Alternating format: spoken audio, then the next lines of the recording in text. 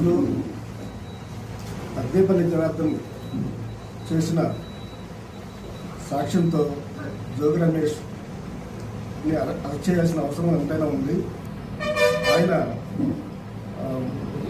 తొలి నుంచి కూడా అన్ని అక్రమాలే బూడిది కానీ ఏదైనా బూడిది కానీ ఇవన్నీ కూడా ఇప్పుడు మొదటి నుంచి ఒక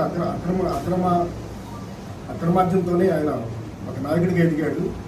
అట్లాగే ఈ మద్యం కేసులో పూర్తిగా కర్త కర్మ క్రియ ఆయన అయ్యి దీన్ని నడిపించి చివరికి తాను తీసిన గోతిలో తానే పడ్డాడు.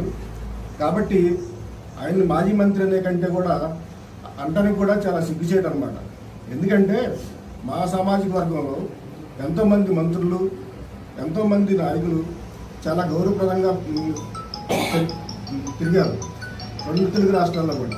కానీ ఈ రోజున ఎలాంటి ఒక దుర్మార్గమైన, ఒక నీచమైన ఎలాంటి నాయకుడిని నేను ఈ నియోజకవర్గంలో చూడటం అనేది ఇది గౌడ సమాజ వర్గం దౌర్భాగ్యం అనిపిస్తుంది.